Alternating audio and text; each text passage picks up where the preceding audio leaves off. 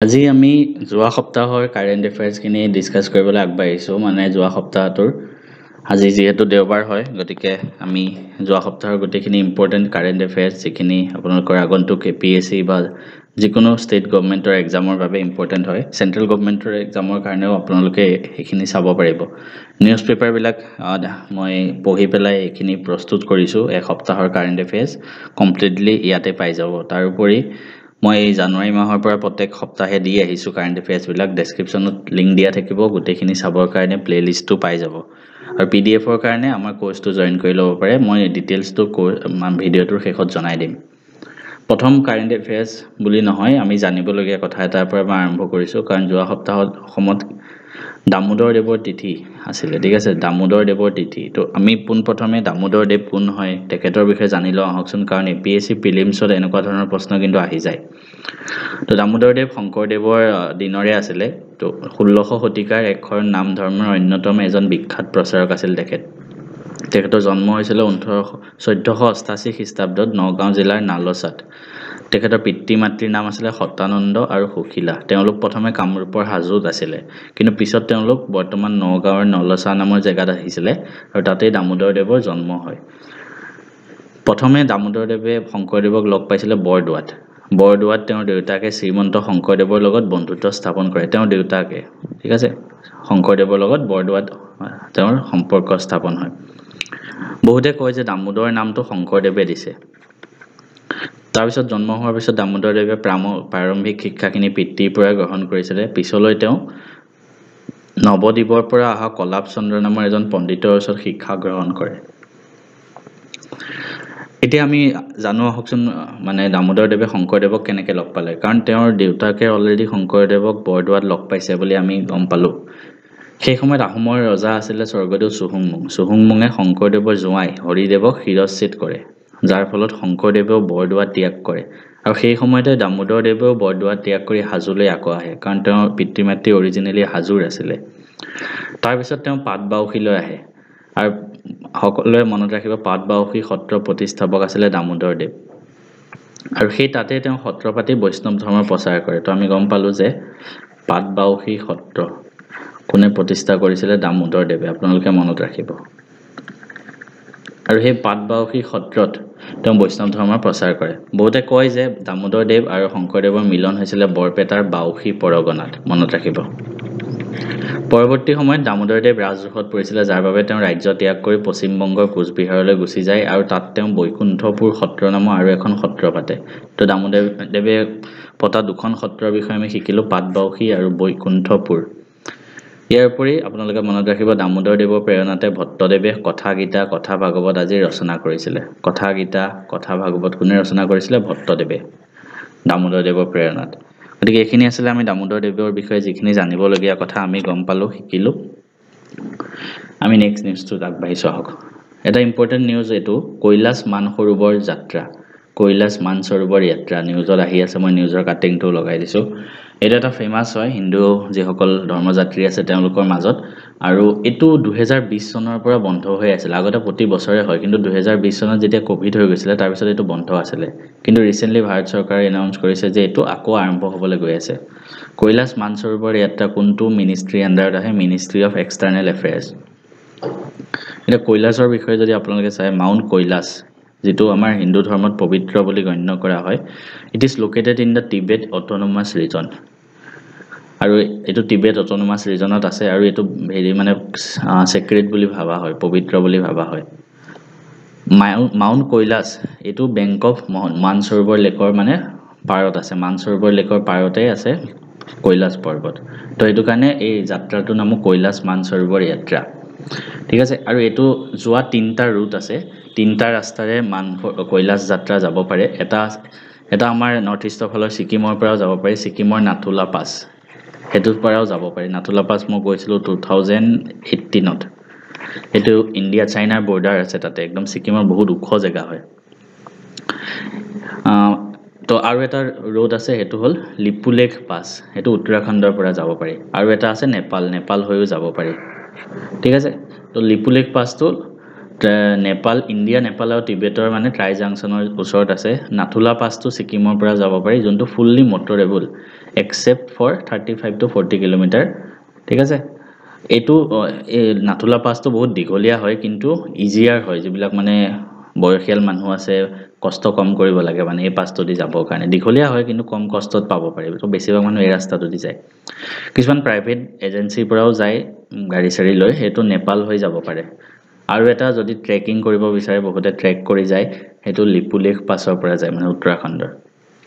আৰু কোন কোন মানুহ কৈলাশ মানসৰোবৰ যাত্ৰা যাব পাৰে মনত ৰাখিব হেতু যাবৰ কাৰণে ইণ্ডিয়ান পাছপোৰ্ট হোল্ডাৰ হ'ব লাগিব পাছপোৰ্ট থাকিব লাগিব ইণ্ডিয়ান আৰু 18 পৰা 70 বছৰৰ ভিতৰত মানুহ হ'ব লাগিব তাতকে বেছি বয়সৰ যাব নিদিয়ে কাৰণ কষ্ট হৈ পৰে ন মানে সুস্বাস্থ্য মানুহ হ'ব লাগিব 23 পৰা 25 দিনৰ ভিতৰত এটো যাত্ৰা হয় গতিকে এইভাবে বেছি বয়সীয়াল মানুহ যাব নিদিয়ে আৰু ইয়াত মই মেপটো দেখাই দিয়া হৈছে মই অলপ আগত যোনকেটা ৰাস্তাৰ কথা কলো এটা আছে আপোনাৰ এই নাথুলা পাস 8 কিটা থাকে নাথুলা ঠিক আছে এই নাথুলাৰ পৰা এনেকে গৈ এটো মাউন্ট কৈলাশ দেখিছে আৰু ইয়াৰ পাৰত মানে মানসৰোবৰ লেক আছে এটো তো এটো ৰাস্তাত যায় এই ৰাস্তাটোত যায় নাথুলাৰ পৰা হেতু দীঘলীয়া ৰাস্তা হৈ যায় নেক্সট আছে লিপুলেখ যোনটো পাস হেতু এখিতে আছে তো ওচৰে হয় বেছি দূৰ নহয় কিন্তু এটো ট্ৰেকিং বেছি কৰিব লাগে আৰু এটা নেপালৰ মাজদি যায় নেপালৰ মাজদি এই নেপালৰ মাজদি এনেকে যায় একেটা হল কৈলাশ মানসৰোবৰ যাত্ৰা এটো মেপ হয়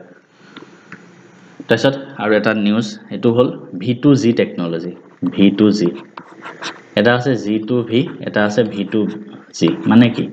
মানে আমি এতিয়া যেহেতু ইলেক্ট্ৰিক ভেহিকলৰ প্ৰচাৰটো বেছি হ'ব ধৰিছে স্কুটি হওক বাইক হওক বা আপোনাৰ গাড়ী হওক ইলেক্ট্ৰিক ভেহিকল কিনিলে গাড়ীত কিছুমান ট্যাক্স ৰিডামশনো পোৱা যায় মানে যেটো TCS আছে ট্যাক্স যোনটো সোৰ্সত কাটে ঠিক আছে মানে কিনুতে কিছুমান ট্যাক্স দিব লাগে আমি গাড়ী তো এই কিছুমান ট্যাক্সত মানে ৰিবেট পোৱা যায় ইলেক্ট্ৰিক ভেহিকল হেতু মনত ৰাখিব ইভিত তো এটা চাও ইভিত যোনটো মানে আমি ইউজ কৰো গ্ৰিড মানে যোনটো পাৱাৰ ইউজ কৰা হয় হেতু কোৱা হয় গ্ৰিড টু ভেহিকল মানে গ্ৰিডৰ পৰা আমি ভেহিকললে পাৱাৰ লৈছো ইয়াত চাও এটো গ্ৰিড আছে ইলেক্ট্ৰিক আমি ইয়াত চাৰ্জ দিম ধৰক ঠিক আছে তো তাৰ পৰা আহি আমি এই ভেহিকলখন চাৰ্জত দিম ইমানখিনি বেছি ডিটেইলছত নালাগে আপুনি জাস্ট মনত ৰাখক এটো গ্ৰিড হয় গ্ৰিডৰ পৰা ভেহিকলখন চাৰ্জ দিলো ঠিক আছে গাড়ীখন চলি আহিলে কিন্তু গাড়ীৰ ভিতৰতো বেটাৰীটোত পাৱাৰ থাকি যাব আমি যদি সেই পাৱাৰটো আকৌ গ্ৰিডলৈ ঘূৰাই দিব পাৰো হেতু আমি ইউজ কৰিব পাৰো কিবা কিবি মানে ঘৰৰ ইলেক্ট্ৰিসিটি কনজাম্পশনত তো হেতু কোৱা হ'ব V2G ভেহিকল টু গ্ৰিড আমি অৰিজিনালি কি কৰো আমি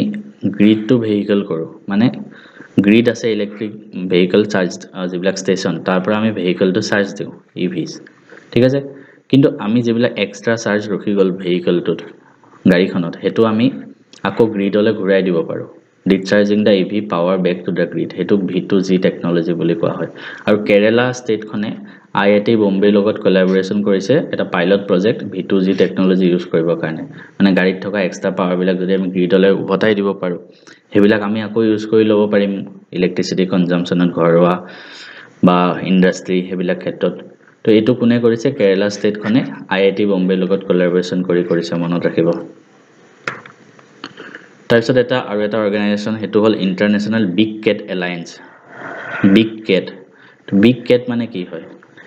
বিগ কেট মানে কি হয় আমাৰ ইণ্ডিয়াৰ মতে বিগ কেট মানে হল 7টা বিগ কেট কি ইয়াত মই এটা নাম দি দিছো তাৰ পৰি ছবিও দি দিছো এটা হল জেগুৱাৰ ঠিক আছে এটা হল স্নো লিওপাৰ্ড এটা হল পুমা এটা হল লিওপাৰ্ড এটা হল লায়ন এটা হল টাইগাৰ এটা হল চিতা এই 7টা আপোনালোকে নাম কেটা কিন্তু মনত ৰাখিব ঠিক আছে বিগ কেট 7টা ডাঙৰ কেট মানে কি মানে মেকুৰী প্ৰজাতি ডাঙৰ কি tiger lion leopard snow leopard চিতা জেগুৱাৰ এণ্ড পুমা আৰু হেতুৱে প্ৰিজাৰ্ভ কৰিবৰ কাৰণে এটা অৰ্গানাইজেচন আছে যোনটো ভাৰতে খুলিছিলে international big cat alliance government of India establish কৰিছিলে থ্ৰু দা নোডেল অৰ্গানাইজেচন কি হয় ইয়াৰ নেশনাল টাইগাৰ কনজাৰভেশ্যন অথৰিটি ভাৰতে নেশনাল টাইগাৰ মানে কনজাৰ্ভ কৰিবলৈ বহুত কাম কৰি আহিছে আগৰ পৰা যোনটো মেইন আমাৰ ভাৰতে যোনটো পদক্ষেপ হাতত লৈছিলে হেতু আছিল প্ৰজেক্ট টাইগাৰ ইনিচিয়েটিভটো 50 বছৰ কমপ্লিট হৈছে আৰু এই 50 বছৰ কমপ্লিট হোৱাৰ উপলক্ষে ইন্টাৰনেশনাল বিগ কেট এলায়েন্সটো আমাৰ ভাৰত চৰকাৰে গঠন কৰিছিলে 2023 চনত ঠিক আছে 2023 চনত আৰু এই কোনটো মিনিষ্ট্ৰি আন্ডাৰত ministry of environment and forest and climate change তো আমি গম পালো বিগ কেট 7টা আছে আৰু ভাৰতৰ চৰকাৰে অৰ্গেনাইজেশ্যন এটা খুলিছিলে এইটো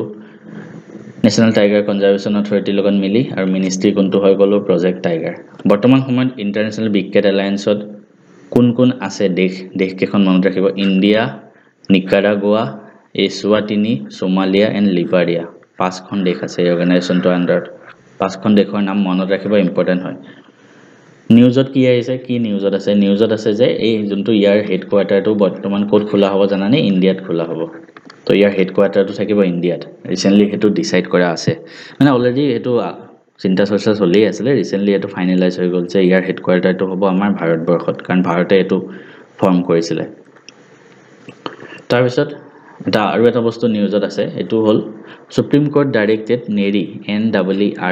মানে national environmental engineering research institute to assess the impact of neighbouring glass industry on তাজমহলৰ চাৰিওফালে যিবিলাক গ্লাছ ইণ্ডাষ্ট্ৰি আছে গ্লাছ বনোৱা উদ্যোগ আছে সেইবিলাকে তাজমহল বা অন্য যিবিলাক মনুমেন্ট আছে সেইবিলাকৰ ওপৰত কিবা বিৰূপ প্ৰভাৱ পেলাব নেকি তাৰ কাৰণে পৰীক্ষা কৰিবলৈ কাক দিয়া হৈছে নেৰি বুলি এটা অৰ্গেনাইজেশ্যন এইখিতে আমি এটা বস্তু জানি যাব লাগিব টাছ ট্ৰেপিজিয়াম কি হয় ইম্পৰ্টেন্ট হয় ঠিক আছে টাছ ট্ৰেপিজিয়াম ষ্টেটিক পাৰ্টটো আমি শিকোৱা হ'ব TTZ বুলি লিখিছো Taj trapezium it is a defined area of 10,400 square kilometre এটো কিন্তু মনত ৰাখিব এৰিয়াটো around Taj Mahal to protect monument from pollution মানে তাজমহলৰ উপৰি তাজমহল ক'ত আছে আগ্ৰাত এই তাজমহলৰ উপৰি তাজমহলৰ চাৰিওকাষে আৰু কিছুমান পৌৰাণিক কিছুমান মনুমেন্ট আছে within 10,400 স্কয়াৰ কিলোমিটাৰ তাজমহলৰ চাৰিওফালে সেই এৰিয়াটো কোৱা হয় টাছ ট্ৰেপিজিয়াম জোন ইয়াত কি হয় জানেনে টাছ ট্ৰেপিজিয়াম জোনটো খুলিছিলে ভাৰত চৰকাৰে TTZ is so named since it is located around the Taj Mahal and it's shaped like a trapezium মানে এৰিয়াটো যদি আমি চাওঁ ট্ৰেপিজিয়াম টাইপ মানে এৰিয়া হয় আৰু ইয়াত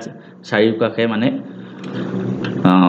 যিবিলাক ইণ্ডাষ্ট্ৰি আছে সেইবিলাক সহজতে মানে চৰকাৰে খুলিব নিদিয়ে কাৰণ হেবিলাকৰ পৰা এই যিবিলাক মনুমেন্ট আছে হেবিলাকত বিৰূপ প্ৰভাৱ পৰিব পাৰে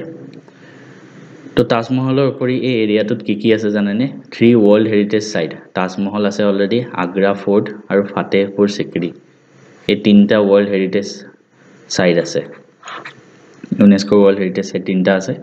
আৰু এইকেটা যোনটো এৰিয়াত আছে কি বুলি কয় আকৌ কৈছো টাছ ট্ৰেপিজিয়াম 10,400 স্কয়াৰ কিলোমিটাৰ ইয়াত সহজতে উদ্যোগ খুলিব নিদিয়ে the central government in exercise of powers conferred under environment protection act 1986 Taj trapezium zone খুলিছিলে ঠিক আছে এখন এক্টৰ আন্ডাৰত খুলিছিলে আৰু কেতিয়া খুলিছিলে 1998 ত 1998 চনত টাছ ট্ৰেপিজিয়াম জোনটো খুলিছিলে কোনখন এক্টৰ আন্ডাৰত এনভাইৰনমেন্ট প্ৰটেকচন এক্ট 1986 ৰ আন্ডাৰত খুলিছিলে ঠিক আছে নেক্সট এটা ইম্পৰ্টেন্ট নিউজতে আছে মানে কি ওয়াৰ্ল্ড ইকোনমিক ৰিপৰ্ট এটা নিউজত আছে কিন্তু নিউজ ৰিপৰ্টটোতকে বেছি আমি এটো জানিব লাগিব যে ওয়াৰ্ল্ড ইকোনমিক ৰিপৰ্ট কোনে পাবলিশ কৰে IMF ইন্ডিয়ান মনিটাৰী ফান্ড গতিকে এটো বেছি ইম্পৰ্টেন্ট নিউজতো আছে কি আছে হেতু দৰকাৰ নাই খালি আমি এটো জানক যে ওয়াৰ্ল্ড ইকোনমিক ৰিপৰ্ট কোনে পাবলিশ কৰে IMF ইন্ডিয়ান মনিটাৰী ফান্ড সৰি ইন্টাৰনেশ্যনেল মনিটাৰী ফান্ড এটো হেডকোৱাৰ্টাৰ ক'ত আছে ওয়াশ্বিংটন DC আমেৰিকা আৰু IMF এটোৰ উপৰি আৰু এটা ৰিপৰ্ট পাবলিশ কৰে ইম্পৰ্টেন্ট হেতু মনত ৰাখিব গ্লোবাল ফাইনান্সিয়েল ষ্টেবিলিটি ৰিপৰ্ট এটো টাৰ্ম মনত ৰাখিব ঠিক আছে এতিয়া আমি নেক্সট নিউজত যাওঁ ইয়াৰ পিছৰ নিউজটো ৰিসেন্ট ডেভেলপমেন্টৰ ৰিলেটেড হয় ইন্ডিয়া আৰু পাকিস্তানৰ মাজত যি কনফ্লিক্ট চলি আছে ডিউ টু পাহালগ্ৰাম তো আমি নিউজটো গম পালো কিন্তু হে নিউজটো এই গুটে নিউজ পেপাৰ আৰ্টিকেল খিনি মই দিছো কিন্তু আমি জানিব লাগিব হকচোন যে সিমলা এগ্ৰিমেন্ট আসলতে হয় কি প্ৰথম কথা পাকিস্তানে কিয় এটো কৰিছে কাৰণ ইন্ডিয়াই যোনটো স্টেপ লৈছিলে ইন্ডাস ওয়াটাৰ ট্ৰিটি সাসপেন্ড ৰাখিবলৈ ইন্ডাস ওয়াটাৰ ট্ৰিটি কি হয় কোনবাই যদি নাজানে আমাৰ আগৰ কাৰেন্ট এফেয়াৰ্স সেশনটো চাওক তাত মই দিয়া আছে তাৰ হেতু পাকিস্তানে ওয়াটাৰ ওয়াৰফেয়াৰ বুলি কৈছে আৰু তাৰ ৰিএকচনতে পাকিস্তানে বৰ্তমান সিমলা এগ্ৰিমেন্ট স্থগিত ৰাখিছে আৰু এই সিমলা এগ্ৰিমেন্টটো কি হয় আমি হেতু বিষয়ে অলপ ডিটেইলছত আমি ডিসকাস কৰিম আহক সিমলা এগ্ৰিমেন্ট কেতিয়া হৈছিল জানেনে যেতিয়া 1971 চনত ইণ্ডো পাকিস্তানী ওৱাৰ হৈছিল যাৰ ফলশ্ৰুতিত কি গঠিত হৈছিল বাংলাদেশ বৰ্তমান বাংলাদেশ অৰ্থাৎ আগতে পূব পাকিস্তান আছিল 1971 চনত ইণ্ডিয়া পাকিস্তানৰ যুদ্ধৰ পিছত কি হৈছিল ভাৰতে বহুত বিলাক পাকিস্তানী আৰ্মি কাৰণ তাত পাকিস্তান হাৰিছিল তো বহুত বিলাক পাকিস্তানী আৰ্মিক ইণ্ডিয়াই কবজা কৰি ৰাখিছিল আৰু সেকেন্ড কথা তেতিয়া কি আছিল বাংলাদেশ ফৰ্ম হৈছিল ইষ্ট পাকিস্তান তো যেতিয়া ইন্ডিয়া বহুতখিনি পাকিস্তানী আৰ্মিক নিজৰ আন্ডাৰত ৰাখিলে জেলত তাৰ পিছত এটা অবভিয়াসলি এটা সন্ধিত যাব লাগিব তো তেতিয়া পাকিস্তানৰ ফালৰ পৰা তেতিয়াৰ পাকিস্তানৰ ৰাষ্ট্ৰপতি জুলফিকাৰ আলী ভুট্টো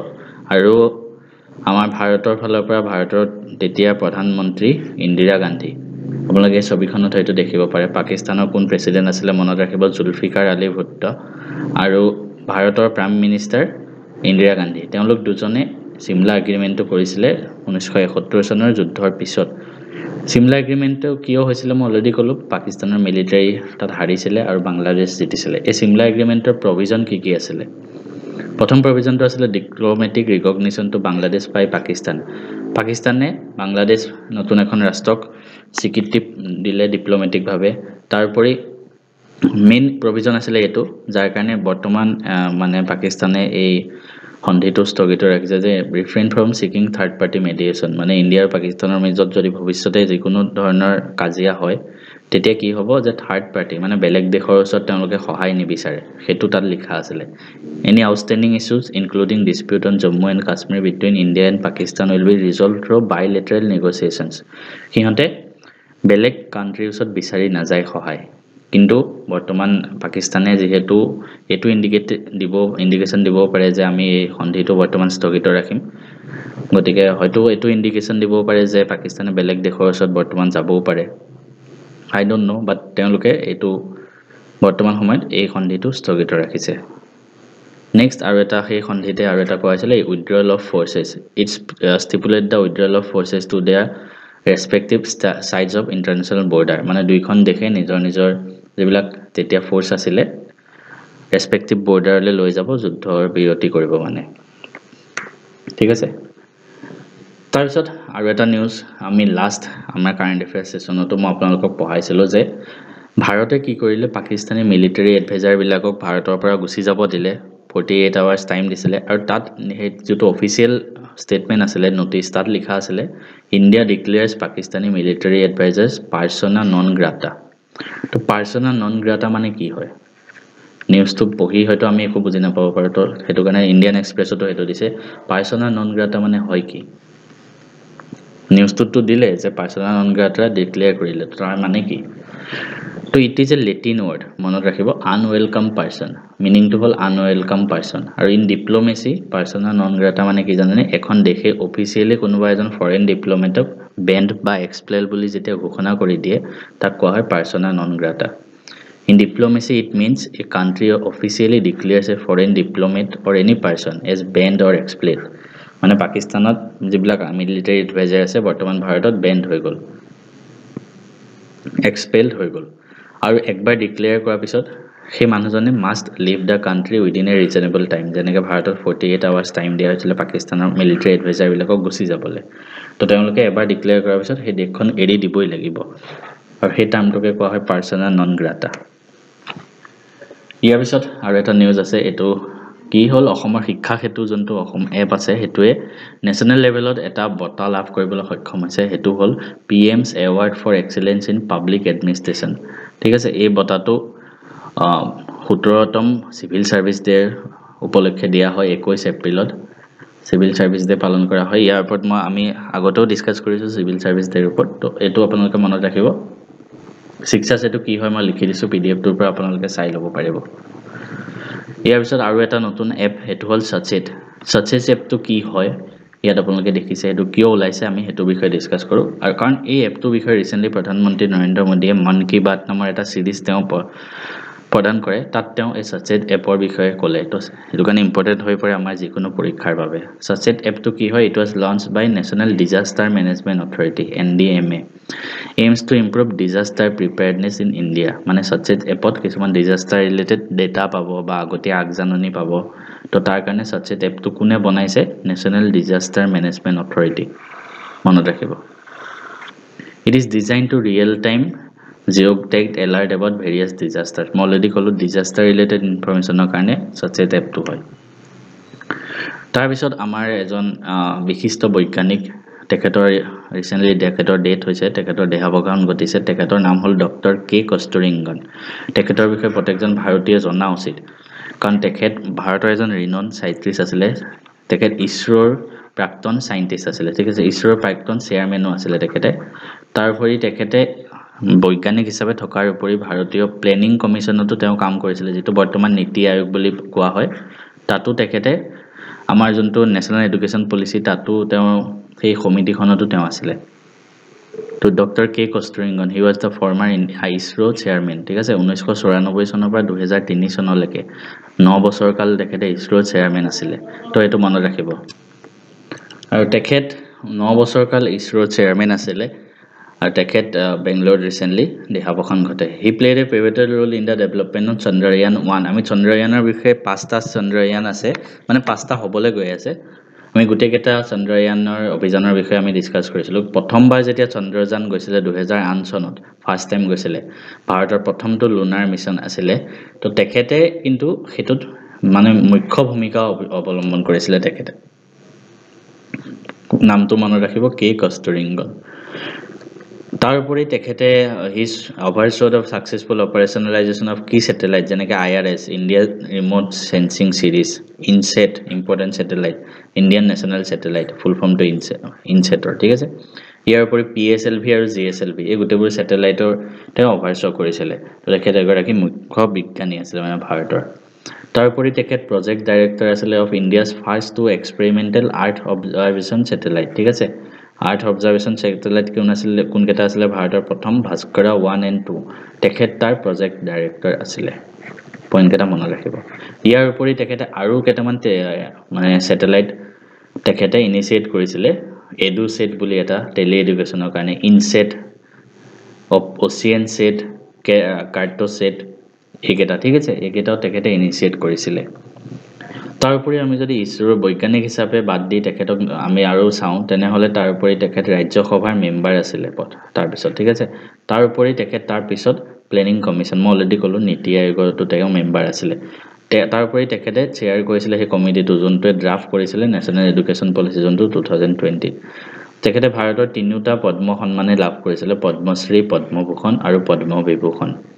গতিকে কে কস্তুৰিংগনৰ বিষয়ে ইমানখিনি আছিল আপোনালোকে গোটেইখিনি মনত ৰাখিব মানে পৰীক্ষাৰ বাবে ইম্পৰ্টেন্ট হৈ পৰে তাৰ পিছত এটা নিউজত আছে যে RBI Reserve Bank of India FEMA violation penalty to 2 lakh এটা বস্তুটো হয় কি RBI বিষয়ে সকলোৱে জানো ফেমা মানে ফুল ফৰ্মটো হ'ল ফৰেন এক্সচেঞ্জ মেনেজমেন্ট এক্ট তো আমাৰ ভাৰতত ফৰেন এক্সচেঞ্জৰ ৰিলেটেড যিমান বিলাক ৰেগুলেশন কৰে সেইবিলাক সব RBI কৰে RBI এটা মানে ডিপাৰ্টমেন্ট আছে আমাৰ গুৱাহাটীতো আছে গুৱাহাটীত ফৰেন এক্সচেঞ্জ ডিপাৰ্টমেন্ট তো দেশত যিবিলাক ফৰেন এক্সচেঞ্জ থাকে ফৰেন এক্সচেঞ্জ মানে বাহিৰৰ দেশৰ যি মানে কাৰেন্সি থাকে ঠিক আছে বেলেগ দেশৰ কাৰেন্সি ধৰক ডলাৰ কুৱেইট এয়া কিছুমান সাৰ্টেন ৰেগুলেশনছ আছে গোটেইবিলাক যদি ডিসকাস কৰিব যাওঁ ক্লাছটো বহুত দীঘল হৈ যাব ফেমাৰ বিষয়ে বেলেগ এটা ভিডিও দি দিম লাগিলে নৰমালি কিছুমান যদি আপোনাক কওঁ আপুনি ধৰক বিদেশত ফুৰিব গ'ল নিৰ্দিষ্ট এমাউন্টতকৈ বেছি দিনলৈকে আপুনি সেই টকাবিলাক ৰাখিব নোৱাৰে নিজৰ ওচৰত মানে সেইবিলাক ভায়োলেশনছ হয় তো যিকোনো ভায়োলেশনছ ফেমাৰ আন্ডাৰত যদি হয় এতিয়া পেনাল্টি মানে ম্যাক্সিমাম পেনাল্টি 2 লাখলৈকে হ'ব মানে এটো RBI এটো কেপ কৰি দিছে তো ফেমা কি হয় আমি চাওঁ হকচোন ফৰেন এক্সচেঞ্জ মেনেজমেন্ট এক্ট কেতিয়া আহিছিল 1999 চনত the legal framework for administration of foreign exchange transaction এটো কাৰ আন্ডাৰত কৰা হয় ফৰেন এক্সচেঞ্জ মেনেজমেন্ট এক্ট এটো 1999 চনত হে এক্টখন আহিছিল আৰু এটো মানে এনফোৰ্স হৈছিল জুন 1 2000 চনৰ পৰা তাৰ আগতে ফৰেন এক্সচেঞ্জৰ কাৰণে ফৰেন এক্সচেঞ্জ ৰেগুলেশন এক্ট আছিল তাৰ জায়গাত ফৰেন এক্সচেঞ্জ মেনেজমেন্ট এক্ট আহিলে তাৰপৰে কি কৰে মই অলৰেডি ক'লো হেতুত একুইজিশন এন্ড হোল্ডিং আপুনি কিমান দিনলৈকে পইচাটো ৰাখিব পাৰে বিদেশৰ পৰা আহিলে টকা বাহিৰৰ payment and settlement of foreign exchange transaction export আৰু ইম্পোৰ্ট অফ কাৰেন্সি কিমান হয় এক্সপোৰ্ট মানে বাহিৰত যোৱা ইম্পোৰ্ট মানে ভিতৰলৈ আনা দেশৰ তো এই গোটেইবোৰ কোনখন এক্টৰ আন্ডাৰত হয় FEMAৰ আন্ডাৰত হয় আৰু RBI হল কি অথৰিটি আন্ডাৰ ফেমা মানে যেবিলাক ফেমাৰ আন্ডাৰত যেবিলাক ৰুল ৰেগুলেশন সব ইমপ্লিমেন্ট কৰে RBI এটা ইম্পৰ্টেন্ট পইণ্ট আপোনালোকে মনত ৰাখিব আমাৰ ভাৰত দেশৰ মানে নাগৰিক কোন হয় কোনজনক ভাৰতৰ নাগৰিক বুলি কোৱা হ'ব এজ পাৰ ফেমা হেতু মনত ৰাখিব এটো বহুত কিছুমান এক্সামত আহে মানে তো ফেমা 1999 ৰ আন্ডাৰত সেকশন 25 ত লিখা আছে যে ভাৰতৰ নাগৰিক বুলি কেতিয়া কোৱা হ'ব ঠিক আছে তেওঁলোকে দিছে যে a person residing in India for more than 182 days during the course of the preceding final year মানে কি মানে বৰ্তমান কোনটো ফাইনেন্সিয়েল ইয়াৰ চলি আছে কওকচোন বিত্তীয় বৰ্ষ বৰ্তমান 2024 পৰা 2025 চলি আছে হয়নে নহয় বিত্তীয় বৰ্ষ 1 এপ্ৰিলৰ পৰা আৰম্ভ হয় 2024 আৰু নেক্সট ইয়াৰ 30 মাৰ্চত খতম হ'ব বৰ্তমান এটো চলি আছে তাৰ আগৰ মানে প্ৰিসিডিং ফাইনেন্সিয়েল ইয়াৰ মানে 2023-24ত 2023-24 ফাইনেন্সিয়েল ইয়াৰটোত মানে 2023 চনৰ 1 এপ্ৰিলৰ পৰা 2024 চনৰ 31 মাৰ্চলৈকে সেই ফাইনেন্সিয়েল ইয়াৰটোত কোনোবা যিখিনি মানুহ ভাৰতত 182 দিনতকৈ বেছি দিন আছে 182 ডেজতকৈ বেছি দিন ভাৰতত আছে তেওঁলোকক famer under person resident in India বুলি কোৱা হ'ব ইয়াৰ উপৰি any person body corporate registered or incorporated in India সেইবিলাককো person বুলি কোৱা হয় ইয়াৰ উপৰি any office branch or agency যিবিলাক ইণ্ডিয়াত owned or controlled by a person resident outside India মানে কি ইণ্ডিয়াত কিবা অফিস বা ব্ৰাঞ্চ আছে আৰু যাৰ মালিকজন বিদেশত আছে কিন্তু হলো যেটো ইণ্ডিয়াৰ ব্ৰাঞ্চটো আছে হেতুকো সেই অফিসটোকো বা ব্ৰাঞ্চটোকো পাৰ্সন ৰেসিডেন্ট ইন ইণ্ডিয়া বুলি কোৱা হ'ব ইয়াৰ উপৰি an office branch agency outside India owned or controlled by a person resident in India ইয়াৰ উপৰি ভাৰতৰ কোনোবা মানুহে যদি বাহিৰৰ দেশতো হেনেকে অফিস খুলি ৰাখে হেতুকো পাৰ্সন ৰেসিডেন্ট ইন ইণ্ডিয়া বুলি মানা হ'ব ফেমাৰ আন্ডাৰ ঠিক আছে ফেমাৰ আন্ডাৰ প্ৰভিজন বিলাকৰ কাৰণে এই ডেফিনেশনটো ইউজ হয় মনত ৰাখিব তাৰপিছত এটা টাইগাৰ ৰিজাৰ্ভ উৰিষ্যাত আছে নামটো হ'ল সিমিলিপাল উৰিষ্যাত থকা সিমিলিপাল যোনখন টাইগাৰ ৰিজাৰ্ভ হয় হেখনক উৰিষ্যা চৰকাৰে নেশনাল পাৰ্ক হিচাপে ডিক্লেয়াৰ কৰিছে তো উৰিষ্যা চৰকাৰে 107 ভাৰত দেশৰ 107তম নেশনাল পাৰ্ক উৰিষ্যাত বৰ্তমান দুখন নেশনাল পাৰ্ক হৈ গ'ল ইয়াৰ আগত কোনখন আছিল জানেনে ভিতৰকৰ্ণিকা তো উৰিষ্যাত দুখন নেশনাল পাৰ্ক হ'ল এতিয়া এখন ভিতৰকৰ্ণিকা এখন কি সিমিলিপাল মনত ৰাখিব সিমিলিপালখন ক'ত আছে জানেনে Mayurbhanj district of Orissa in छोटा नागपुर रीजन ठीक আছে তো এটো মনত ৰাখিবা এটো বস্তু ন্যাশনাল পাৰ্ক কি হয় মই লিখি দিছো এখিতে মই আৰু এটা কথা কৈতো আমাৰ অসম চৰকাৰৰ এখন ৰিসেন্ট অসমৰ একদম লেটেস্ট ন্যাশনাল পাৰ্কখন কি হয় কওকচোন সিখনা জালাও অসমত এখন ফৰ্ম কৰা হৈছিল হয় না নহয় অসমৰ ন্যাশনাল পার্ক National Park কি হয় it is an area given the highest protection to conserve its wildlife and environment by reason of ecological importance আৰু national park ভিতৰত কোনো human activity permit নকৰে except for the ones permitted by chief wildlife warden of the state ঠিক আছে ইয়াৰ উপৰি একবাৰ national park এখন declare হৈ যোৱাৰ পিছত তাৰ বাউণ্ডাৰীটো কেতিয়াও অল্টাৰ কৰিব নোৱাৰে এই দেশৰ ৰাজ্য মানে সেই ৰাজ্যখনৰ চৰকাৰে কিন্তু যদি ন্যাশনাল বোৰ্ড অফ ওয়াইল্ড লাইফৰ মানে ৰিকমেন্ডেশন থাকে তেতিয়াহে কৰিব পাৰিব মানে এখন যেটা ন্যাশনাল পাৰ্কৰ চাৰিসীমা নিৰ্ধাৰণ হৈ যায় তাৰ পিছত এটো চেঞ্জ নহয় ষ্টেট গৱৰ্ণমেন্টৰ দ্বাৰা এক্সেপশনো আছে যেতিয়া National Board of for Wild Life যদি ৰিকমেন্ডেশন দিয়ে তেতিয়াহে তাৰ চাৰিসীমাটো চেঞ্জ কৰিব পাৰে তাৰ পিছত নিউজটো দেখো নেক্সট নিউজটো আছে I4C আন্ডাৰ PMLA তো এটা কি হয় বস্তুটো আমি জানো হকচোন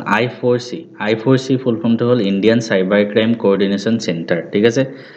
I4C Indian cyber crime coordination centre এটো PMLA এর আন্ডাৰত আনা হৈছে PMLA কি হয় PMLA হ'ল prevention of money laundering act prevention of money laundering act ঠিক আছে তো এতিয়া Indian cyber crime coordination centre বুলি এটা সেন্টাৰ আছে যাৰ আন্ডাৰত মানে ইন্ডিয়াত যিবিলাক সাইবাৰ ক্ৰাইম আছে যেনেকে কাৰবাৰ একাউণ্টৰ পৰা ফ্ৰডষ্টাৰ পইচা লুটি লৈ যায় হেনেকুৱা টাইপৰ ক্ৰাইম বিলাক এই অৰ্গানাইজেশনটো চাই এটো এস্টাবলিশ কৰা হৈছিল under ministry of home affairs ঠিক আছে to know act as a nodal agency against cyber crime ইয়াৰ হেডকোয়াৰ্টাৰ আছে নিউ দিল্লীত তো ৰিসেন্টলি গভৰ্ণমেণ্টে এই অৰ্গানাইজেশনটো PMLA আন্ডাৰত আনি দিছে যাতে যিকোনো মানি লন্ডাৰিং কামবিলাকো I4C দ্বাৰা মানে যাতে চাব পাৰে আমি যদি ইনিচিয়েটিভ I4C কি ইনিচিয়েটিভ লৈছে চাও 1930 আমি বহুত আমাৰ RBI ombudsmanতো যেতিয়া কমপ্লেইন আহে আমি বহুত মানুহক এটোৰ বিষয়ে কওঁ যেতিয়া আপোনালোকৰ ফ্ৰডষ্টাৰৰ পৰা যদি কেতিয়াবা বাই চান্স পইচা লুটি লৈ যায় আপোনাৰ একাউণ্টৰ পৰা ফাৰ্স্ট কাম কৰিব 1930 সাইবাৰ ক্ৰাইম কমপ্লেইন লজ কৰিব এটো ইনিচিয়েটিভ I4C দ্বাৰা আনা হৈছিল ইয়াৰ উপৰি সোশ্যাল মিডিয়া হ্যান্ডেল আছে তেওঁলোকৰ সাইবাৰ দোস্ত যত সাইবাৰ সেফটি টিপস দিয়ে citizen financial cyber fraud reporting management system আছে যত আপোনালোকে ৰিয়েল টাইম ৰিপোৰ্টিং দিব পাৰে ঠিক আছে পেগাসাস এটা ৰিসেন্টলি নিউজত আছে মানে কি হল ভাৰত সুপ্ৰিম কোৰ্টত এটা কেছ চলি আছিলে পেগাছাছ ছফ্টৱেৰৰ ওপৰত এইটো আজিৰ পৰা 3 বছৰমান আগতে 2021-22 চনত বহুত নিউজত আছিলে ইজৰাইলী ছফ্টৱেৰ এটা আহিছিলে ন পেগাছাছ আই হোপ আপোনালোকৰ মনত আছে যাৰ তেতিয়া নিউজবিলাক চাইছিলে আমাৰ ভাৰতৰ বহুত কেইজন মানুহ যেনেকৈ আপোনাৰ ৰাহুল গান্ধী বা বহুত কেইজন লিডাৰৰ মানে মোবাইল ফোন হেক কৰি পেগাছাছ এটা মালৱেৰ আছিলে তো সেই পেগাছাছৰ পৰা মানে ডেটা হেক কৰিছে বুলি কৈছিলে তো পেগাছাছ কি হয় জানেনে it is a digital surveillance tool developed by Israeli firm NSO ইজৰাইলৰ হয় এইটো আৰু ইয়াৰ এগেইনষ্টত মানে সুপ্ৰিম কোৰ্টত কিবা পেটিশন ফাইল কৰিছিলে নিউজটো ইম্পৰ্টেন্ট নহয় আমি পেগাছাছ কি হয় হেতু জানি ললো ইজৰাইলী এটা মানে ভাইৰাছ টাইপ হয় আৰু it can hack system like mobile phone and computer of a target user and can leak the information মানে ইনফৰমেশন লিক কৰিব পাৰে সেন্সাস এটা নিউজত আছে ৰিসেন্টলি এটো বেছি ইম্পৰ্টেন্ট হয় সকলোৰে বাবে কাষ্ট সেন্সাস সৰকাৰে ডিসিশন লৈছে যে এবাৰ সেন্সাসত কাষ্ট সেন্সাসও দিয়া মানে ইনক্লুড কৰা হ'ব কাষ্ট মানে আপোনাৰ কি জাতিৰ আন্ডাৰত কি জনজাতিৰ আন্ডাৰত হেবিলাক এবাৰ সেন্সাসত খুদা হ'ব আগতে হেতুৰ বিষয়ে বেছি ডিটেইলছত খুদা নাছিলে ঠিক আছে সেন্সাস প্ৰত্যেক বছৰে 10 বছৰ মূৰে হয় তো 10 বছৰ মানে এনেকুৱা 2011 চনত হ'ল 2021 চনত হ'ব লগা আছিল কিন্তু কোভিড চলি আছিল হেতু টাইমত হেতু কাৰণে 2021 চনৰ যেটো সেন্সাস হেতু বৰ্তমানলৈকে হোৱা নাই হেতু 2025 চনত এতিয়া আৰম্ভ হ'ব বুলি কৈছে তো এই সেন্সাসতে কাষ্ট ডাটাও খুদিব মানে তো আমি সেন্সাসৰ বিষয়ে যদি চাও it is an official counting population of A country মানে পপুলেশন বিলাক কাউন্ট কৰা হয় প্ৰথম ভাৰতত সিনক্ৰনাস সেন্সাস কেতিয়া আহিছিল জানেনে আন্ডাৰ ব্ৰিটিছ ৰুল 1981 চনত কোনে আনিছিলে WC Plowden census commissioner of India আছিল তেখেতে এই পইণ্টটো মনত ৰাখিব সিন্স দেন সেন্সাস তেতিয়াৰ পৰা 1981 চনৰ পৰা প্ৰত্যেক 10 বছৰে ভাৰতত সেন্সাস অসমত যাক কোৱা হয় লোকপিয়ল পাতি থকা হৈছে মানে আৰু ভাৰত স্বাধীন হোৱাৰ পিছত প্ৰত্যেক 10 বছৰে সেন্সাস এক্টৰ আন্ডাৰত আমাৰ সেন্সাস কৰা হয় আৰু স্বাধীন ভাৰতৰ প্ৰথম সেন্সাস হৈছিল 1951 চনত মনত ৰাখিব 1951 ত স্বাধীন ভাৰতৰ প্ৰথম সেন্সাস হৈছিল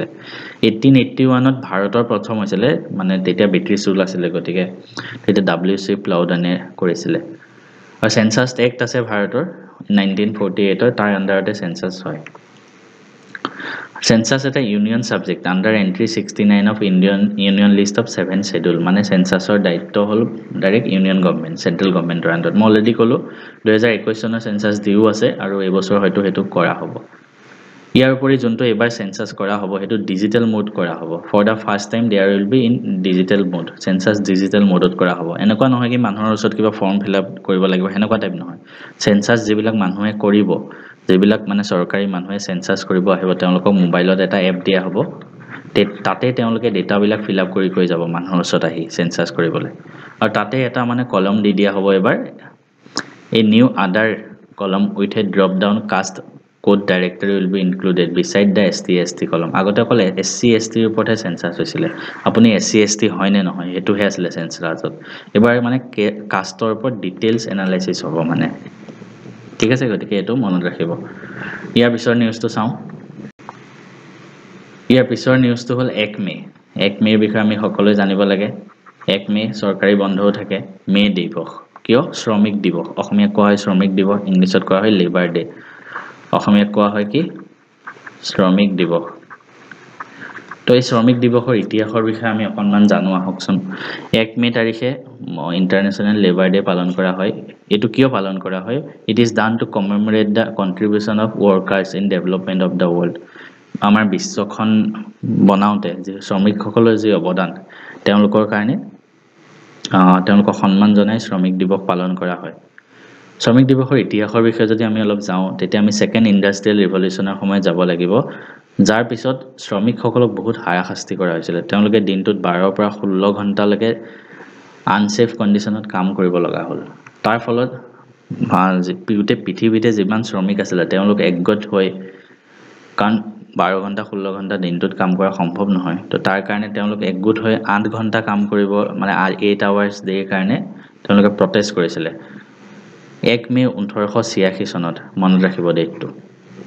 1886 চনৰ 1 মে তাৰিখে thousands of workers went on strike across US especially in Chicago আমেৰিকাত মানে হাজাৰজন শ্ৰমিক প্ৰতিবাদ কৰিলে স্পেচিয়েলি চিকাগোত কি তাৰিখে 1 মে 1886 চনত এই ষ্ট্ৰাইকটো বহুত ভাইলেণ্ট হৈ পৰিলে হিংসাত্মক হ'ল ঠিক আছে প্ৰতিবাদকাৰীসকলেও আৰক্ষীৰ লগত হতাহতি হ'ল ইয়াৰ উপৰি কি হ'ল when a bomb was thrown at police মানে যিসকল প্ৰতিবাদকাৰী আছিল তেওঁলোকে পুলিচলৈ বম মানে দিলে তাৰ উপৰি সেই যিটো বোমা বিস্ফোৰণ হ'ল তাত বহুত মানুহ বহুত শ্ৰমিক ইয়াৰ উপৰি পুলিচ সকলো মৃত্যু মুখত পৰিলে বহুতখিনি আৰু এই যোনটো ইনসিডেন্ট মানে পৃথিৱীত বহুত ডাঙৰ ইনসিডেন্ট আছিল শ্ৰমিকসকলৰ প্ৰতিবাদৰ এটো কোৱা হয় হে মাৰ্কেট এফেয়াৰ হে মাৰ্কেট এফেয়াৰ কাৰণ সেই জায়গাটোৰ নাম আছিল হে মাৰ্কেট এই আপোনালোকে ছবিখনত হয়তো দেখিছে তো হে মাৰ্কেট এফেয়াৰক সন্মান জনাই মানে সেই দিনটোৰ প্ৰতি শ্ৰদ্ধা জনাই 1889 চনত তাৰ এক্সাক্ট 3 বছৰ পিছত সেকেন্ড ইন্টাৰনেশ্যনেল নামৰ এটা অৰ্গানাইজেচন আছে তেওঁলোকে 1 মে তাৰিখটো প্ৰত্যেক বছৰে ইন্টাৰনেশ্যনেল ওয়াৰ্কাৰ্স ডে হিচাপে পালন কৰিব বুলি ক'লে ঠিক আছে তো এতিয়া আমি আৰু এটা নিউজত আহো হেতু হল ৱেব summit PM Modi champions orange economy at WAVES মানে ৱেব সামিট এটা আমাৰ ভাৰতবৰ্ষত হৈ আছে আৰু তাতে আমাৰ ৰিসেন্টলি ভাৰতৰ প্ৰধানমন্ত্ৰী মোডি ডাঙৰীয়ে অৰেঞ্জ ইকোনমি কথা ক'লে অৰেঞ্জ ইকোনমি তুমি দুটা বস্তু জানিম ৱেব সামিট কি হয় অৰেঞ্জ ইকোনমি কি হয় প্ৰথমটো তাহো ইন্ডিয়া ৰিসেন্টলি এটা গ্লোবাল সামিট অৰ্গানাইজ কৰিছে যাৰ নাম হল ৱেবছ মুম্বাইত হৈছে ৱেবছৰ ফুল ফৰ্ম কি ৱেবছ World Audio Visual and Entertainment Summit full form to World Audio Visual and Entertainment Summit ঠিক আছে অডিও ভিজুৱেল আৰু এন্টাৰটেইনমেন্টৰ ওপৰত ভাৰতে অৰ্গানাইজ কৰিছে কোড হৈছে মুম্বাইত তাৰ পিছত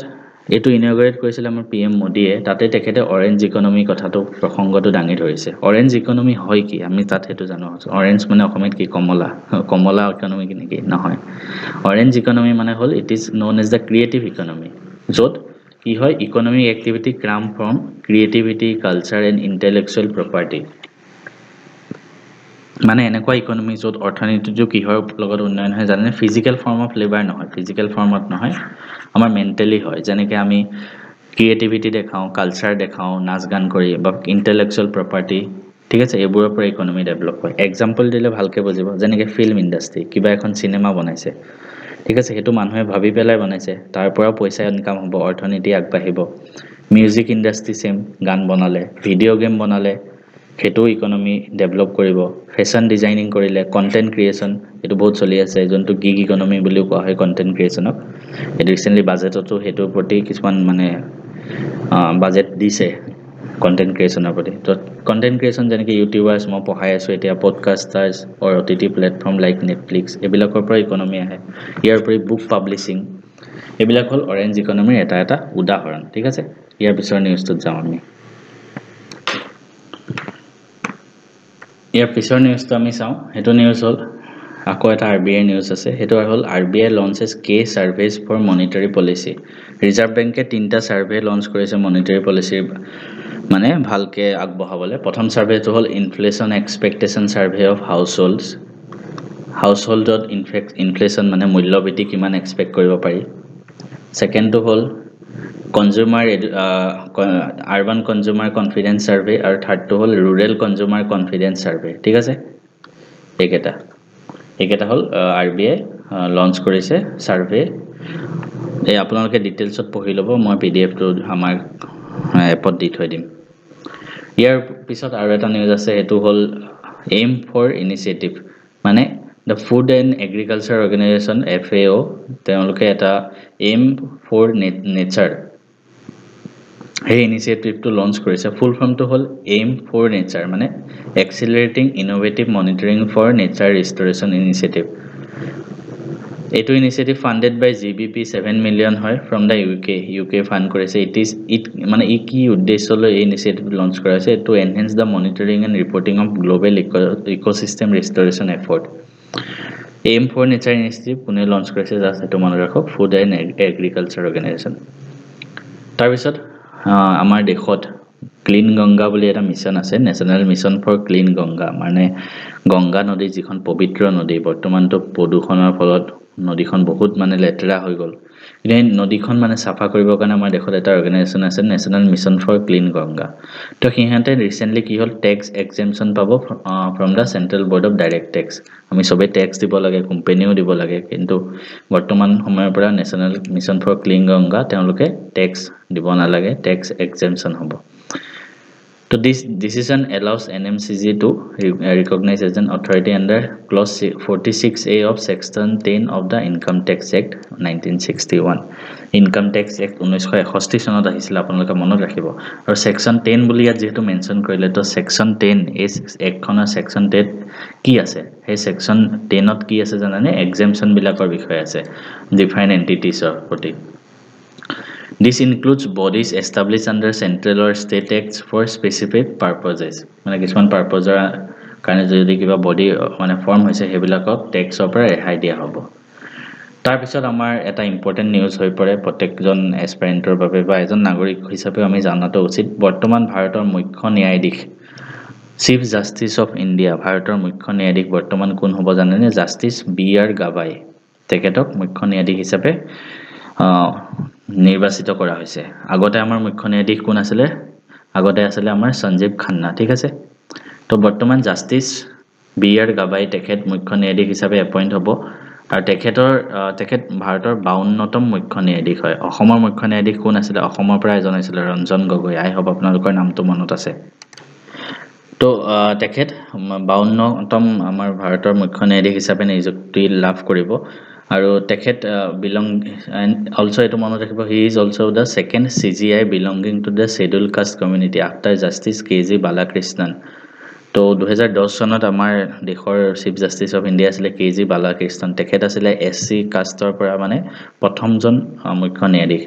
ebar jon goraki hobo BR Gabai tekhet hobo SC caste or pora howa second goraki mukhya nyadikh eto mano rakhibo to ekite jodi ami appointment to sai lo appointed of CGI মানে আমাৰ দেশৰ মুখ্য ন্যায়াধীশক কেনেদৰে appoint কৰা হয় আমাৰ দেশৰ মুখ্য ন্যায়াধীশক কোনে এপইন্ট কৰে ফাৰ্স্ট এটো মনত ৰাখিব অকল দেশৰ মুখ্য ন্যায়াধীশে নহয় সুপ্ৰিম কোৰ্টৰ যিকোনো জাজ এপইন্টেড কোনে কৰে জানেনে আমাৰ দেশৰ ৰাষ্ট্ৰপতি যোনটো ভাৰতৰ সংবিধানৰ আৰ্টিকেল 124 সেকশন 2 আছে সেকশন 124 সাবসেকশন 2 তাত লিখা আছে 124 আৰ্টিকেলৰ দ্বিতীয় নং যোনটো অনুচ্ছেদ তাৰ মতে আমাৰ